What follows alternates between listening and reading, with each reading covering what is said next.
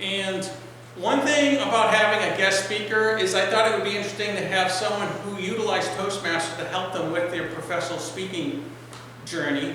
And I bumped into Rick and his wife at a mall, out of all places, and I thought, well, what a cool idea to have them come in. So we have them come in tonight because to speak professionally is a common dream for many Toastmasters. Who wouldn't want to get paid for what they say, and paid really well? Professional speakers enjoy many perks, including expense-paid trips, complimentary resources, special access at events, and best of all, applause for their insights and their ideas. So what's it take to become a professional speaker, and how can Toastmasters help you reach your dream? Dr. Rick Chromey is here to share about the 3 C's to master communication and how his Toastmaster experience guided his own path to a professional speaking career.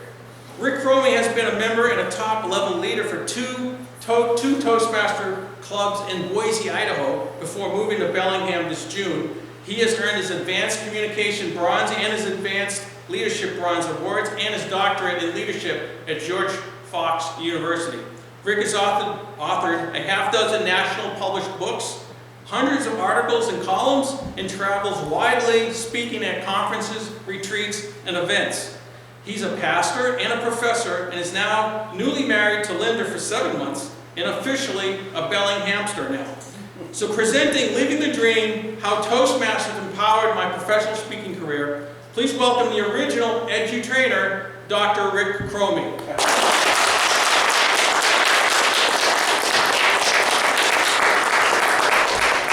Thank you, Patrick. I think of all the introductions I've ever received in my life, that was the most recent one. So it's always good to write your own material, your own introductions, correct? Yeah. Toastmasters has been a big part of my professional speaking career. In fact, it has been the single driving force to enable me to do what I do. Now, I've been speaking all my life.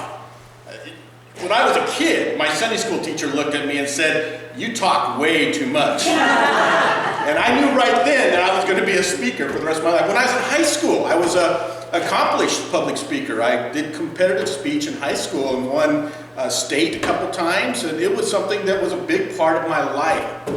So I love to speak. I went to college to be a pastor and learn how to preach. So I mean, all of those were part of who I was.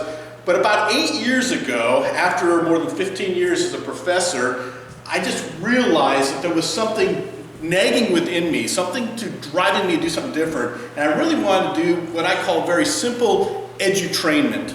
I wanted to help people just really fall in love with what they're learning about. So I developed a number of workshops for parents and for teachers and for leaders that would help them be the best they could be. And just started this little business, and here I am today, traveling all over the world, experiencing all sorts of great opportunities. I've been to Tanzania twice, in the very heart and deep side of Kilimanjaro. I've got Tiffany down here, she's working me over real good right now, see? It's been a while since I've been at a Toastmaster meeting, knowing that all my ahs and ums, I'm the king of ahs and ums. In fact, I came from the land of Oz. So. But I believe very strongly in edu-trainment. I believe it's very important for us. How many of you want to be a professional speaker? Maybe you ever want to do that? Or maybe you already do it to a certain extent. Well, I want to give you just very simply some thoughts about how I got to where I was at and how Toastmasters helped me do that. But first, let's watch a video to introduce maybe what someone who doesn't take part and doesn't participate in Toastmasters might look like.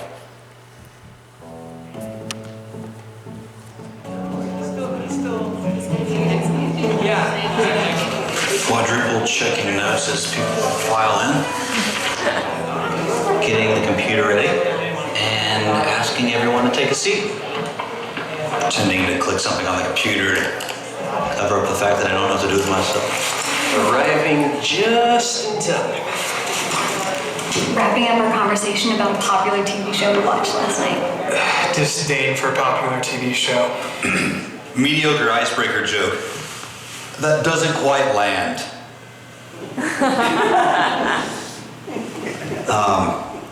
attempt to redeem myself by making fun of that guy. Laughing at that guy. Laughing because he's laughing and I like him.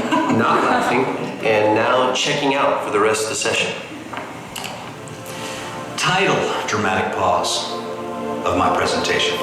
Question about how long this session will last? Annoyed, vague response. Exaggerated eye roll. Poignant quote from unknown philosopher to kick off presentation in dramatic fashion. Juvenile slide transition to spice things up. Reading a long paragraph exactly as it appears on the PowerPoint slide about a shocking statistic I just learned about, followed by all kinds of vague lingo that no one will remember 2 seconds from now, capped off by 3 bullet points. Proudly pause to make sure everyone notices my awesome clip art choice. Out of date pop culture reference. Correction about pop culture reference. Defending pop culture reference by citing social networking site no one uses. Audible sigh to make sure everyone knows this is a complete waste of my time. Serious and somewhat over-the-top reminder about how important this information is.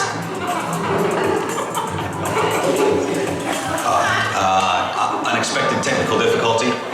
Embarrassment. People can see my desktop background. Snide remark about how Macs are better than PCs. Desperate plea for IT guy.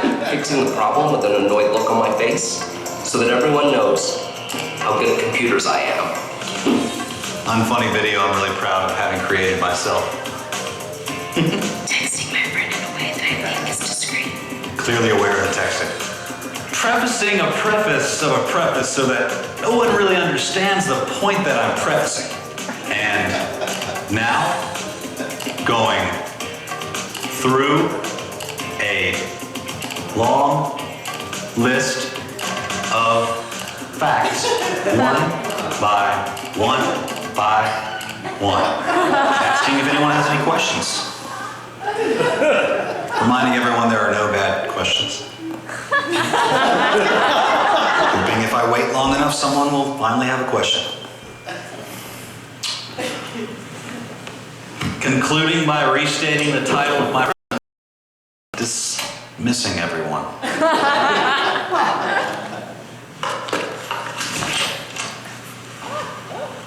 Excited that someone came back for a follow-up conversation. Grabbing the pen that I accidentally left.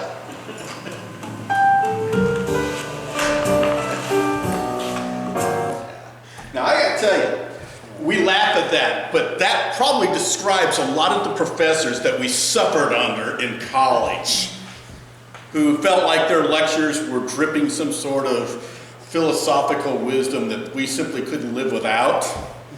Yeah, I had a number of professors like that. I realized a long time ago as a teacher, no one ever taught me how to be a teacher. Most of your professors have never been taught how to be a professor. They've never learned how to communicate with power and with purpose and with passion. And that's part of what I do, is I help leaders to lead and teachers to teach and trainers to train. And I've learned just 3 very simple things from my Toastmasters experience that I'd like to share with you today. First of all, I've learned that you've got to be competent in what you're doing and in your message. If you don't know your message, if you don't know your audience, I knew tonight I was coming to a group of Toastmasters that defined a lot of what I was going to say to you. This would be totally different if I was speaking to your team at a school or to training a bunch of trainers at a local university. It would change. The audience determines a lot of what you're doing. But Toastmasters taught me a lot about this. And this is why I think Patrick and I were talking about this when we were just kind of presenting this idea. I believe it's very, very strongly that you've got to have solid evaluations at a Toastmasters Club. Your evaluations have to be top-notch. One of the fatal flaws I see in a lot of evaluations at Toastmasters Club is there's no real strong critique. Maybe you sat through one of those speeches where you saw a lot of issues and you knew it, and yet the person who did the evaluation said, "Oh, that was a wonderful evaluation, I couldn't find anything wrong." There's always something wrong, which is why we use the sandwich approach, don't we? We share something good, and then we hit a real good critique. This is something you need to work on to improve, and then we end with a nice warm fuzzy to make the sandwich feel good. That's the Toastmaster way. That's how evaluation should be done. But a lot of times, I've seen evaluators give no critique on it. You need critique in order for you to be competent. Because if you're not improving, some of you may already be A speakers. That doesn't mean you can't learn to be better. There are some incredible speakers out there, people who can mentor you. Competence is part of that. I also think mentors are key to this process as well. You have to have good mentors in any club, and it was the mentors that helped me get to where I was at. In fact, you never know who is sitting in your audience. There might be someone listening to me tonight that's going to be a job for me this year.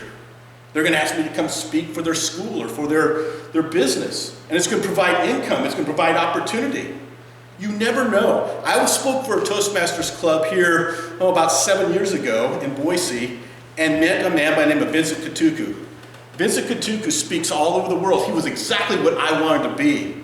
And he took me under his wing after he heard me speak and gave me all sorts of insights, all sorts of ideas on how to improve and become professional in what I do. Secondly, creativity. What I love about Toastmasters is it helps you to be